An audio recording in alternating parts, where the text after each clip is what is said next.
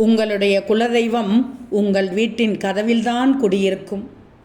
அதனால்தான் முன்னோர்கள் வீட்டின் கதவை சத்தமில்லாமல் திறக்கவும் மூடவும் சொல்வார்கள். அடிக்கடி எண்ணெய் விட்டு சுலபமாக மூடும்படி வைத்திருப்பார்கள். குழந்தைகள் கதவின் தாழ்பாலை ஆட்டும் போது பெரியவர்கள் அதட்டுவார்கள்.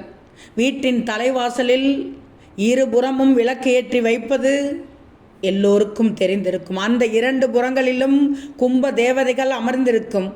அந்த தேவதைகளை குளிர்விக்கவே அப்பகுதியில் விளக்கு ஏற்றி வைக்கப்பட்டது. அவர்களை வணங்குவதற்காகவே வீட்டின் தலைவாசலை குள்ளமாக வடிவமைத்து வைத்திருப்பார்கள்.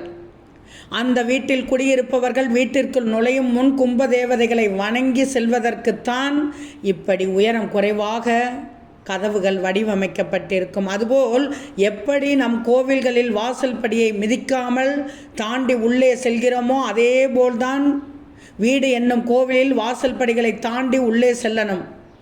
வீட்டின் நிலைவாசல் படிகளுக்கு மஞ்சள் குங்குமம் இட்டு வழிபடுவதும் இந்த தேவதைகளுக்காகத்தான். அத்தகைய தெய்வீக சக்தி வாய்ந்த இந்த நிலவாசல் படியை மிதித்து கொண்டு உள்ளே செல்லக்கூடாது. அதுபோல் ஒருபோதும் நிலைவாசல் படியில் உட்காரக்கூடாது. வீட்டின் தலைவாசலில் மகாலட்சுமிகளும் கதவில் குலதெய்வமும் வாசம் செய்வதால் அந்த இடத்தில் தலை வைத்து படுக்கக்கூடாது, தரித்திரம் ஏற்படும் என்பார்கள். அதுபோல் தலைவாசலில் கால் வைத்து நிற்கக்கூடாது.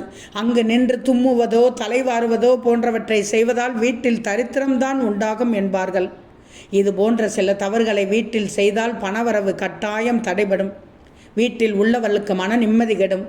கெட்ட சக்திகளும் உள்ளே நுழைவதற்கு வசதியாக அமைந்துவிடும். கூப்பிட்ட குரலுக்கு ஓடோடி வருபவர்கள் உன்னுடைய குலதெய்வம் மட்டும்தான். அதனால்தான் எப்போதும் வீட்டின் கதவுகளில் குடியிருப்பதும் என்று சொல்கிறார்கள்.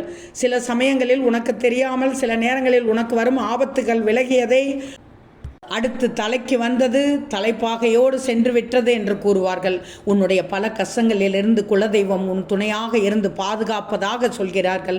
இதுவரை தெரியாமல் செய்திருந்தாலும் இனியும் தலைவாசலில் இந்த தவறுகளை செய்யாமல் இருப்பது நல்லது. உனது வீட்டின் தலைவாசல் என்ற நிலைவாசல் படியில் மஞ்சள் குங்குமம் இட்டு மாலை நேரங்களில் விளக்கு வைத்து வழிபடுங்கள்.